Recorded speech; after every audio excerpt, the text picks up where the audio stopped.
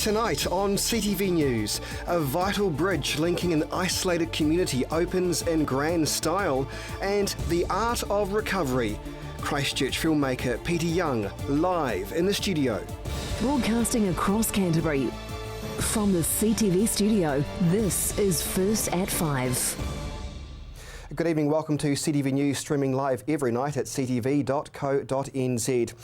Well, it may be a bridge, but it's not just any bridge, that's for sure. It's taken nearly 4.5 years to rebuild, but today the bridge linking Dallington and Avonside reopened, and it's provided a much needed boost for a community once isolated by the earthquakes. Here's Chelsea Daniels. There was a huge show of community spirit this morning with the opening of the highly anticipated Dallington Bridge on Gayhurst Road. The area had been left without a bridge since the quakes, and finally, after over a year of planning, traffic can flow again. The Honourable Nikki Wagner and selected Christchurch City Councillors were in attendance, along with the Dallington community. Now, the Dallington Bridge has been shut since the earthquakes. I do remember the day after the earthquakes coming here and seeing the huge cracks and the slumping, and it was just destroyed. And so now, finally, we've got a new, brand new bridge, full of tons of concrete, great steel, but really it's the connection of the community, so people can go straight across, keep connected with their family and friends, and can keep coming through this area. She says it's great to see the people of Dallington in such high spirits, especially after all of the devastation they've encountered since the earthquakes. I just love the fact that the whole community came out, the preschool, the local school, but also the older people who'd lived in the community for a long time. This was an early established part of Christchurch, and there's families that have been here for generations, and so it's wonderful that they're here to enjoy it too. There was a strong message of strength today, but the project wasn't without its challenges. It's been a bit of a challenging project because anything that's along the side of riverbanks, obviously you've got to get the structures right, but it's highly engineered, it's very safe, it will last, I hope, for hundreds of years. Glenn Livingston represents the Burwood Pegasus ward and said the new bridge is a real milestone for the area. I think that itself is indicative of what was a sense of loss in losing the bridge and now having it back. So it's about their everyday lives, their travel, the fact that they no longer feel cut off, that they feel reconnected, that it enhances their sense of pride and joy in their home. And he says it's only the beginning, with the reconstruction of the red zone playing on everyone's minds. I think what they can look forward to next is a decision over use of the future residential red zone. That'll be big, it'll be really important that they're taken on board with that.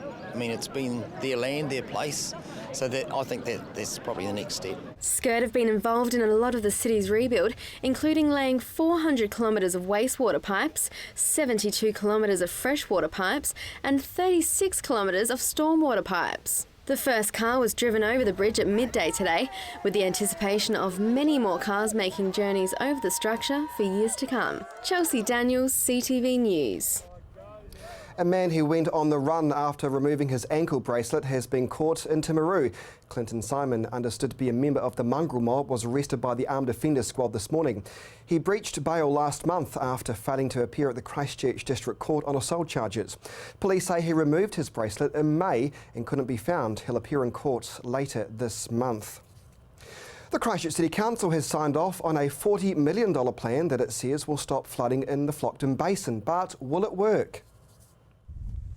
The Flockton Basin area finally has a flood risk plan. After months of assessment and community consultation, the Christchurch City Council has given the green light to one of the three options to channel flood away into the Avon River. The decision was to be made in December last year, but Council has decided last minute to consider alternative options that would have less impact on privately owned land. Following the earthquakes, there has been a significant increase in frequency and severity of flood events within the Dudley catchment, creating regular nuisance for the Flockton community.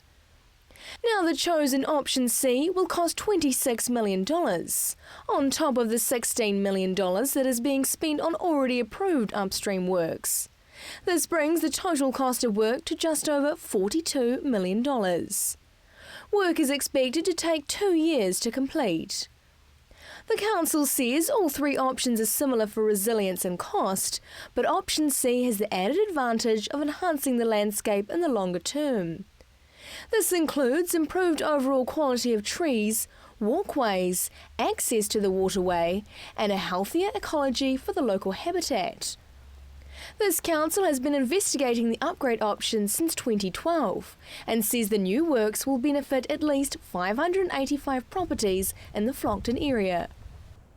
Still to come here on CTV News, filmmaker Peter Young joins me to talk about his latest and brilliant film, The Art of Recovery.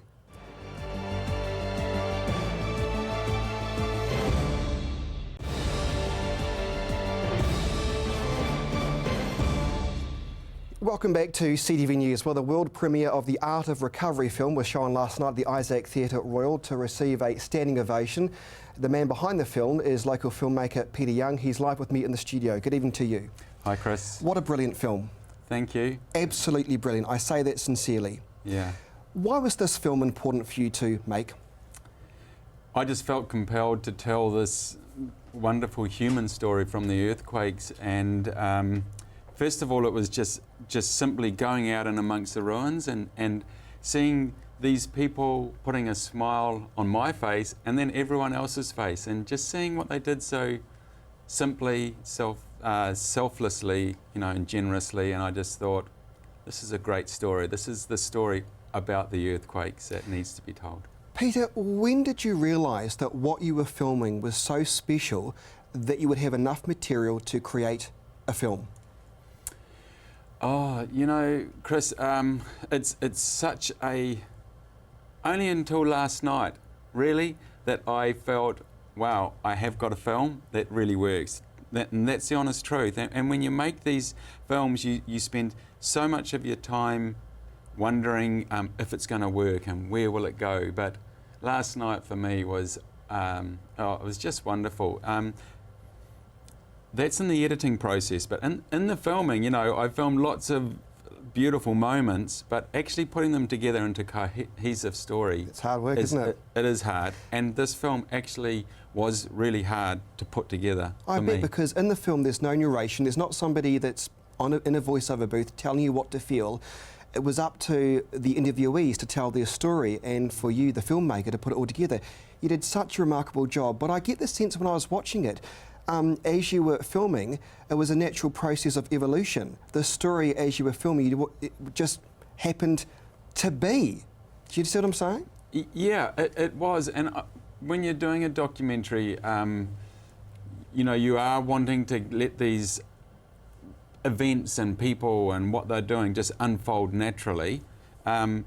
What I found was that, I was compelled first by all the the great projects that we were seeing, and then I discovered this bigger picture, which was building the city. Everyone there had a really keen interest in the rebuild of the city, and then you had this interesting dynamic with the government-led blueprint coming in and also building a city. So you had these two very different sets of values going on in the same place, and that made Christchurch such a fascinating place. You're right about that, but I think what was also interesting is the fact that, as I was saying to you off here, Peter, I almost felt guilty for the fact that I don't feel as a broadcaster, gave the gap filler people the recognition they so deserve, because what they did was absolutely phenomenal. The space they used to create a bit of heart in the city was fantastic. Yeah, it was. And that's the thing, when we're in a functioning city and a functioning society, those stories do get pushed out because of the, for example, today we had that beautiful evening last night, that great celebration of all this, and not one bit of coverage about it, because it gets bumped off, because there's always a few more things more important. But, say maybe economical things, but these things that add so much value to our community are important. You're so right, and even as we look at the screen now, and I'm glad that we're actually showing some images that actually truly represent your film. It's not about doom and gloom, it's about the people of Christchurch that came together, ordinary folk, not the guys in suits, just to bring a bit of cheer. And I mean, look at the shot there, for example, the dancer mat, for example, and the way that was captured. But I think what was also interesting, Peter, was the fact that you've got the Sarah approach, and for me the film really crystallised my discontent for how the government has forced upon something that many people would say they don't want. That's right. I mean... And I don't think that was actually intentional, it's just how the story evolved, right? Well, it's an interesting dynamic. I mean, the government, they're doing a lot of great stuff in the city, don't get me wrong. Absolutely. They are, but I'm not too sure if it should extend so much into rebuilding the city that it takes from the power of the people, because you've got to have people have ownership in their own city. And when I was filming, I was getting a lot of comment about this feeling of disconnect and disempowerment, and it was coming through so strongly from these people that were empowering everyone on the ground. And so you had these really interesting dynamics going on in this environment, and so it was striking that balance. And I don't want people to think that I'm trying to split things up. What I'm trying to do is open the discussion, because there hasn't been enough discussion in the past few years. Well, I don't think you're splitting anything. What you're doing, for me, is you're crystallising the truth. And it's amazing in a film that you can feel frustrated, guilty, but I think the most powerful one for me was proud to live in Christchurch. Did you feel that after you'd seen that? Yeah, it's a great city, great people. Yeah. Peter Young, congratulations on your success. I hope it goes all around the world. And just finally, another screening this coming Tuesday, right? Tuesday, 11 a.m. Okay, Back tickets in the still theatre. available. Excellent stuff. Tuesday, 11 a.m. at the Isaac Theatre Royal. Just head to the New Zealand Film Festival website for all those details. Well, Christchurch youths are still experiencing trauma nearly 5 years on from those earthquakes. And that's what the Red Cross had to say. And tomorrow they'll be bringing snow to Cathedral Square to bring some joy to those still affected. Here's Chelsea Daniels. The team at Bounce are dedicated to the welfare of Christchurch youth, with their website promoting mental and physical well-being being launched this week. Since the earthquakes, many Cantabrian teens face new hurdles on a daily basis, and project coordinator Hannah Dunlop says it's important not to forget this. We realised that actually young people want to talk more about well-being than they do want to talk about stress. There's also some other really great resources around talking about stress and anxiety and depression. And so what can we offer that's a little bit different? We went through a process of rebranding and we came up with the name Bounce Live Life Well. The site aims to give teens tips and activities about how to live life to the fullest as they go through a difficult time in their life.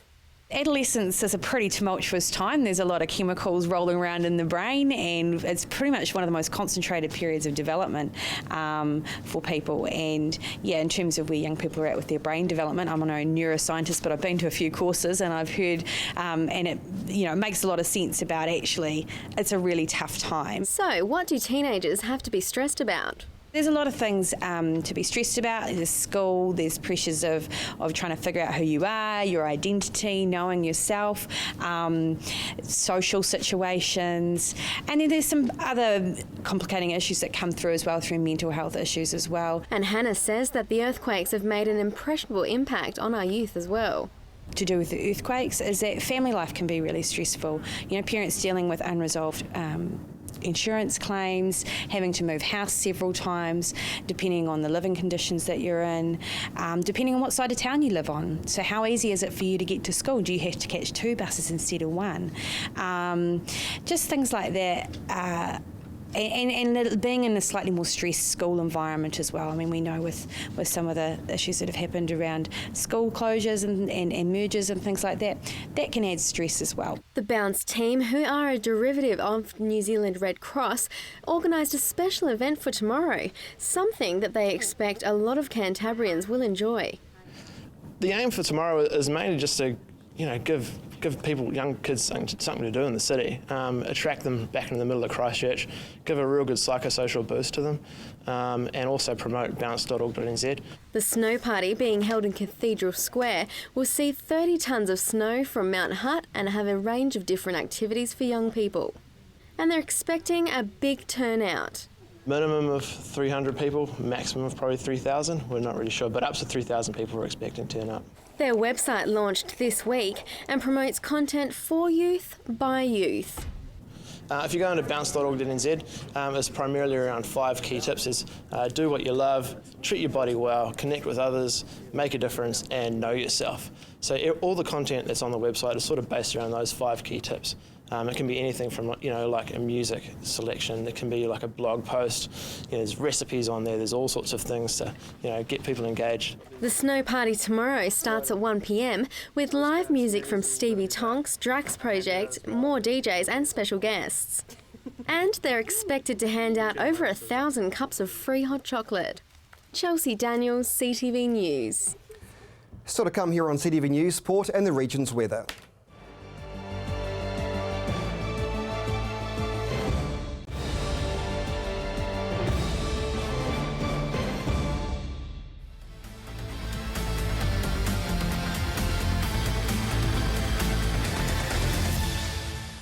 This year's ITM Cup competition kicked off last night with a 23-all draw between Auckland and Southland in Invercargill. Canterbury will begin their campaign tomorrow afternoon when they travel south to take on old rivals Otago.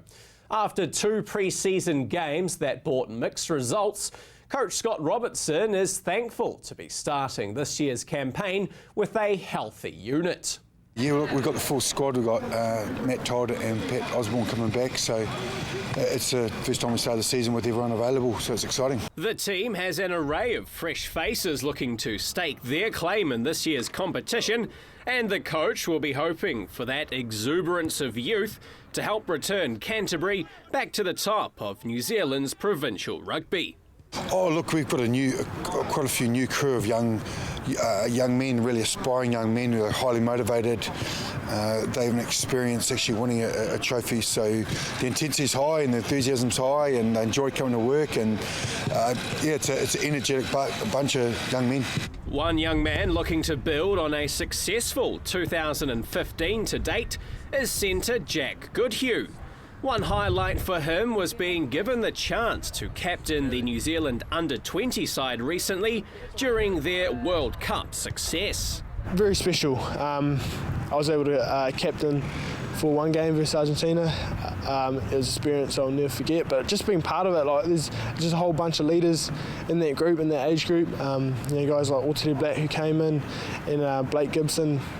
So just play with them all. I don't think being a captain made me any better or any more of a leader out there, because it was such a team effort. Scott Robertson was the coach of that under-20s team, and he's confident the young talent has a bright future ahead of him. Yeah, he's got a great future in him. He's a hard-working player. He's pretty talented, It's amazing. He's been on the World Sevens circuit.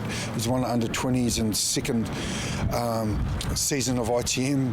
He's a bright bugger, and he's a good man, so he fits our mould really well. And you can see him. He could play 10, 13, or even wing at the World Cup. So, look, we're really pleased to have him, and he's got a huge future. Another coach that obviously sees something in Goodhue is Sevens coach Gordon Titchens.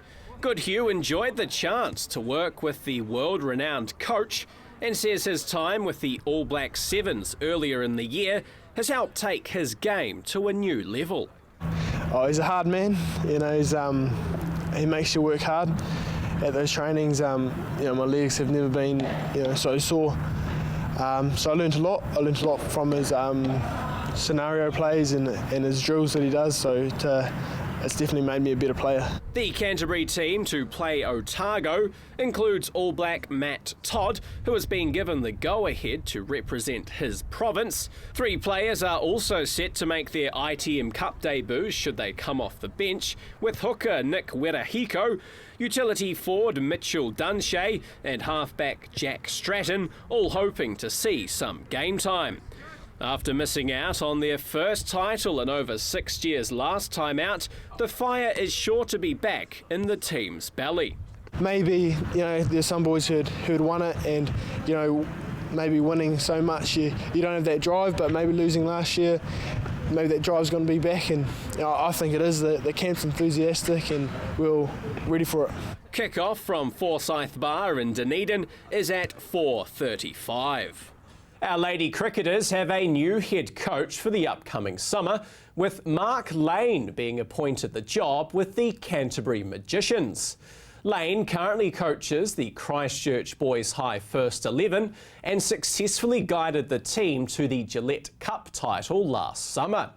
He has previously played first-class cricket for Canterbury, Central Districts and Wellington, and has also held the position of General Manager of Cricket Development at New Zealand Cricket.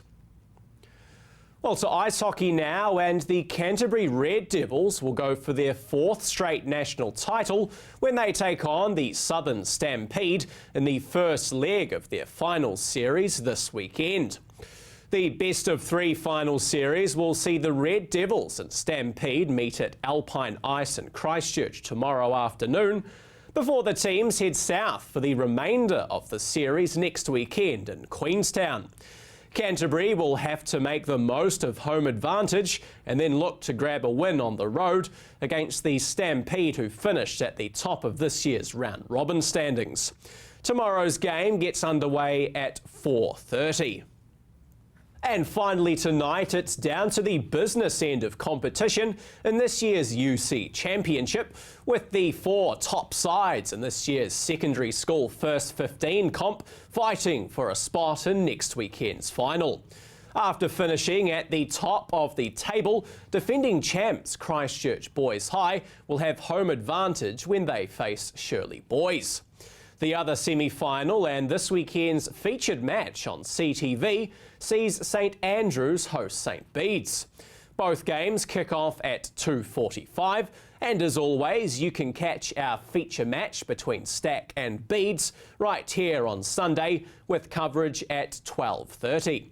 You're up to date with the latest in local sport. I'm Gordon Findlater for CTV Sport.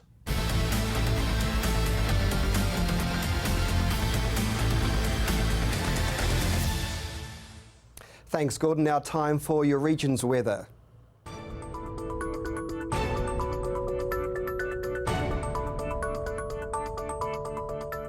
Kia ora, Canterbury. Well, a cold grey day out there today. A little bit of showers here and there, but mostly just cloudy skies and a few fine breaks. Today's highs first up, 12 degrees for everyone apart from Twizel on 9.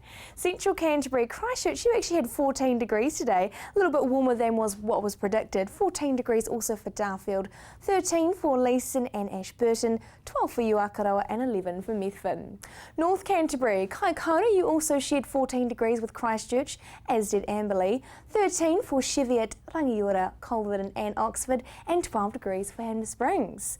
Over to the mountain ranges, 8 degrees today for Lake Tekapo and Arthur's Pass. Saturday for Timaru, we are expecting a few showers here and there, but a few fine breaks in the afternoon hopefully. Northeasterly winds and 11 degrees for your high. Ashburton, we're expecting these showers to be a little bit more persistent for you. Northeasterlies breezing on through as well, and 11 for your high also. Christchurch could be a little bit damp for your Saturday as well, with these showers coming on through. Northeasterly winds, 5 degrees there for your morning. And over to Kaikoura, we're seeing these easterlies actually turn southerly for your Saturday, and we could be expecting snow above 700 metres for you. Looking to the rest of the Canterbury region, we're expecting that rain again for South Canterbury, more persistent for Temuka, Geraldine and Waimate. Central Canterbury again a little bit damp here. Northeasterly winds breezing on through for Leeson and Akaroa, and easterlies for Methven and Darfield. Looking further north, again showers here as well. A little bit of cloud also present. Easterly winds for everyone here, and 10 degrees for everyone apart from Hanmer Springs. You're on 9. And over to the mountain ranges, snow here for the weekend. Easterly winds for Lake Tekapo, so gear up for that cold snap coming through for the mountain ranges. Sunday, not looking too good on Sunday either. We're expecting southerly winds. Rain could be quite persistent in the morning, so heavy falls for the morning, but that should hopefully be easing in the afternoon. Monday's looking a little bit better with the sun coming out and about. Cloudy skies there also for Christchurch and Kaikoura, and northeasterly winds for you guys as well.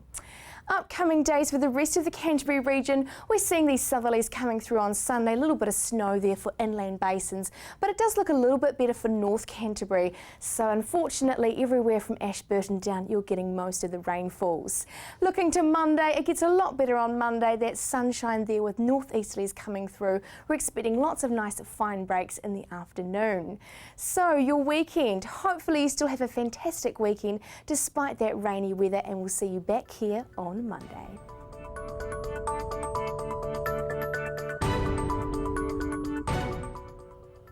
Thanks, Mercy, and that is your CTV News for Friday. Have a great weekend.